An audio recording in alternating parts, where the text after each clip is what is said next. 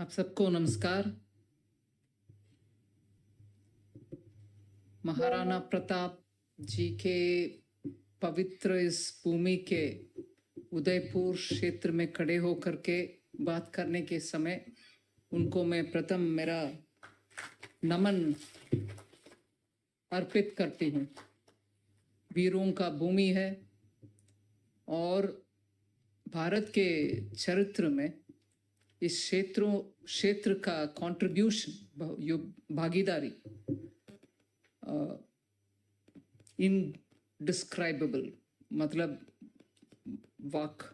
वचनों से विवरण देने का किसी का भी कैपेबिलिटी नहीं है, ऐसे मैं मानती हूँ।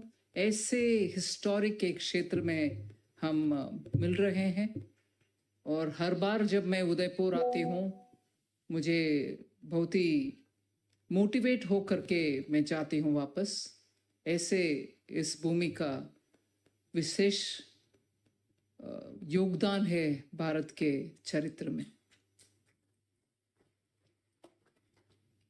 मेरे साथ आए हुए एमएसएमई का वरिष्ठ मंत्री जी जितेंद्र राम मांझी जी और सेक्रेटरी गण दिल्ली से मेरे साथ आए हैं और उदयपुर के वरिष्ठ सांसद जी का भी मेरा प्रणाम। बजट के बाद में से हम एक छोटा सा प्रयास कर रहे हैं। बजट के घोषणा जितनी भी है उसको लागू करने में ग्राउंड में जाकर के स्टेक होल्डर्स के साथ जोड़ें और उनसे बात रखें और उनके राय भी समझ लें और उसमें आगे बढ़ते बढ़ते जितने भी सीखने लायक विषय है वो सब सीखने के लिए कोशिश कर रहे हैं। ऐसे कार्यशैली माननीय प्रधानमंत्री जी मुझे पहले बजट जब मैं पेश की 2019 जुलाई में, उस समय ही मुझे माननीय प्रधानमंत्री जी आदेश दिया कि बजट में एक दिन आप घोषणा कर रहे हो, ठीक है, मगर जनता से उसके बारे में क्या उनके राय है ये भी सुनना आवश्यक होता है, क्योंकि टेबल करते हो पारित हो जाता है, उसके बाद लागू करने के समय उसमें बहुत सारी दिक्कत आती है और लोग ये भी बोलते हैं कि आपने कुछ घोषणा कर दिया उससे हमें फायदा नहीं है। इसीलिए ऐसे एक सिचुएशन ना हो, बजट पेश करके पार्लियामेंट दोबारा सेशन में आने के समय एक बीच में रिसेस पीरियड होता है, उस समय पूरे देश में घूम करके उस बजट के प्रावधान सब इंडस्ट्री के साथ, चार्टर्ड अकाउंटेंट्स के साथ, टैक्स कंसल्टेंट्स के साथ या छोटे उद्योग के साथ, एसोसिएशंस के साथ, ऐसे करके सबसे बात करके उस बजट के उनके अपने पोजीशन व्यू लेकर वापस जाते थे। वापस जाने के बाद जितने भी हो संभव उतना अमेंडमेंट हमारे बजट में हम ले आते थे और विपक्ष हमसे खड़े होकर के पूछते थे, अभी 10 दिन पहले बजट पेश किया, अमेंडमेंट उसमें ले आ रही हो, ये क्या तरीका है? और मैंने हर बार 19 से लेकर 20, 21 वगैरह हर साल ऑपोजिशन को जवाब दी कि बजट जनता के लिए हम पेश कर रहे हैं, उससे पहले भी चर्चा गोष्ठी होता है, मगर बजट तैयार करके पेश करने के बाद उसका असली रूप जनता के सामने आने के बाद उनके राय लेकर के आकर हम करेक्शन कर रहे हैं। इसमें मुझे कुछ शर्मिंदा विषय नहीं लगता। जनता को रेस्पॉन्सिव सरकार की ओर से ऐसे एक कदम हम उठा रहे हैं, ऐसे हम पार्लियामेंट में जवाब देते और विपक्ष भी उसके बाद कुछ आपत्ति बोले नहीं। उसी श्रृंखला में इस बार, क्योंकि इस बार बजट में, जुलाई के बजट में, चुनाव होने के बाद के बजट में हमने प्रमुख स्थान एमएसएमई को दिया है और ये कंसल्टेशन चुनाव से पहले भी हुआ, इस बजट तैयार करने के ठीक पहले भी हुआ।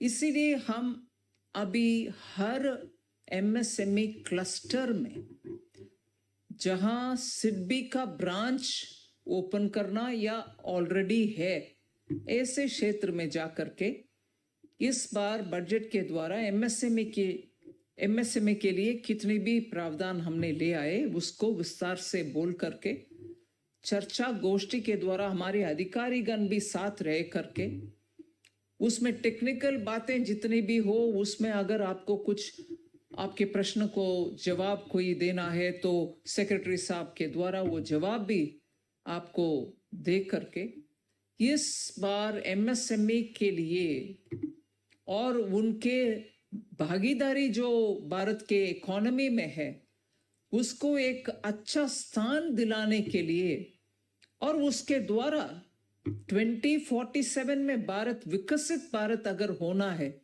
तो एमएसएमई का कंट्रीब्यूशन उसमें प्रमुख ऐसे मानकर चलने वाले ये सरकार आपके सामने आने का एक श्रृंखला शुरू हुआ और उस श्रृंखला में पहला क्षेत्र इस वीर भूमि उदयपुर में ही शुरू हो। और मैं ये कह सकती हूं कि 3 साल तक जब मैं मोदी जी के पहले 2014 वाली सरकार में कॉमर्स मिनिस्टर रही, उस समय का माननीय सांसद किरण महेश्वरी जी आई थी। मार्बल के इंडस्ट्री के बहुत दिक्कत उस समय था और इधर भी सरकार बीजेपी का सरकार था, माननीय वसुंधरा जी की सरकार थी। उस समय इस इंडस्ट्री इस क्षेत्र में बहुत ही प्रॉब्लम्स झेलते थे। उसके ऊपर उसी समय ये ओपन जनरल लाइसेंसिंग और इंपोर्ट का अनुमति देने का प्रारंभ हुआ। कठिनाई बहुत इस क्षेत्र में हुआ और सिर्फ इंपोर्ट करने वाले मार्बल ट्रेडर्स, बाकी दिल्ली हो, साउथ इंडिया हो, बहुत सारे क्षेत्र में वो भी थे। उनके पोजीशंस जरा उदयपुर से हट करके वो उनकी पोजीशन था। फिर भी हमारे उस समय भी चिंता ये था कि मार्बल इंडस्ट्री बहुत सारे लोगों को रोजगार देने वाली एक इंडस्ट्री है और भारत देश में उसका एक स्थान है, क्योंकि मार्बल को एक्सट्रैक्ट करना और उसको पॉलिश करना, उसका डोमेस्टिक और इंडस्ट्रियल यूज के लिए तैयार करना, इसमें एक अच्छा सा स्थान राजस्थान के लिए है। सो उस समय से इस सेक्टर को फैसिलिटेट करके ऊपर से उसको कोई कुछ दिक्कत हमारे पॉलिसी से ना हो, ऐसे कंसल्टेशन के द्वारा आगे बढ़ते आए हैं। मेरे मानना है तब भी आपको कोई इंजरी नहीं हुआ, मतलब आपके ऊपर टेस्ट नहीं पहुंचा और जैसे आप चाहते थे ग्रेजुअली ही पॉलिसी लागू में आया। एक ही दिन एक ही रात में ठीक पॉलिसी बदलाव नहीं हुई और आज मैं देख रही हूं इस क्षेत्र में मार्बल इंडस्ट्री का पुनर्जन्म ही हुआ। ऐसे लगता है कि अच्छा इस क्षेत्र का आगे बढ़ने का एक रास्ता निकल कर आए। मगर इसका मतलब ये नहीं है कि आपको प्रॉब्लम नहीं है, प्रॉब्लम आज भी हो सकता है। वो मैं बिल्कुल मानती हूं, आज भी आपको मदद करने का आवश्यकता है और आज इसीलिए मैं आपके सामने खड़े होकर के बात कर रही हूं। इस बजट में 8 अंश प्रत्येक एमएसएमई के लिए उपयोग में आने वाले पॉलिसी डिसीजन हुआ है और उन 8 प्रावधान को लागू करने के लिए हम क्लस्टर में आकर के बातचीत आपके सामने कर रहे हैं।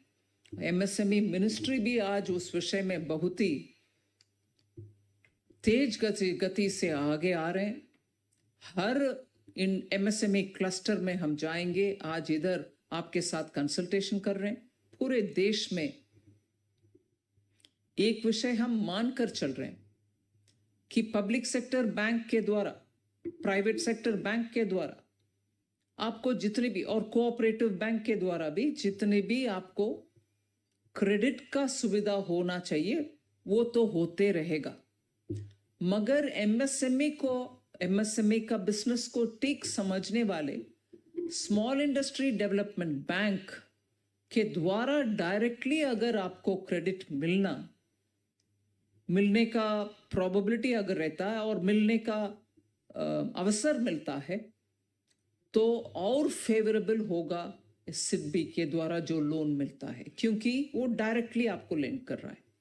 सिडबी से पैसा लेकर के फिर पब्लिक सेक्टर बैंक के द्वारा जब आपको आता है, या पब्लिक सेक्टर बैंक से पैसा उठा करके स्मॉल फाइनेंस कंपनियां या स्मॉल बैंक्स या एनबीएफसी आपको लेंड करने के समय रेट उतना मात्रा में ज्यादा ही हो जाएगा। मैं इसका मतलब ये नहीं बोल रही हूं आप एनबीएफसी के पास ना जाना, जरूर आपको आवश्यकता है तो जाइए, मगर हमारी इंटेंशन सिडबी के द्वारा आपको डायरेक्टली वो सुविधा जब मिलने का अवसर प्राप्त होता है तो हर तरह आपके सुविधाजनक टर्म्स में मिलेगा। इसीलिए एमएसएमई क्लस्टर में आज मिनिस्ट्री के द्वारा 250 के करीब क्लस्टर्स पूरे देश में अगर है, अब तक 83 पॉसिबली प्लेसेस में सिडबी का डायरेक्ट प्रेजेंस है।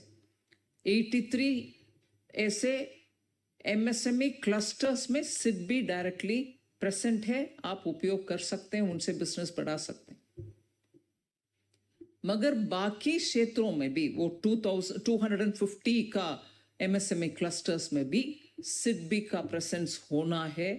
इसलिए इस बजट में हम इस साल 83 से बढ़कर के 120 तक सिडबी का प्रेजेंस इस साल बढ़ेगा। 120 तक एमएसएमई क्लस्टर तक पहुंचेंगे सिडबी, और हर साल अब से सिडबी डायरेक्टली क्लस्टर में उनके प्रेजेंस ले आएंगे। सो इससे ज़्यादा अभी ना बोलते हुए, मैं मानती हूँ आपका इंटरैक्शन भी एक सेशन है, मैं आपसे ज़रूर रिक्वेस्ट करूँगी कि इस फैसिलिटी को, इस बजट के प्रावधान हर एक को आप समझ लीजिए, और आपके साथी या आपके को बिजनेस फ्रेंड्स और एमएसएमई क्षेत्र में जितने भी लोग हैं उनसे भी चर्चा गोष्ठी में ये विषय उठाइए। इसका फुल फायदा आपको मिलना चाहिए, ऐसा हमारे इंटरेस्ट है। इसीलिए अधिकारीगण के साथ आपके सामने आए हैं।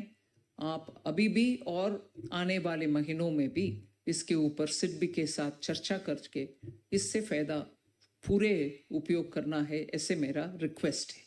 धन्यवाद।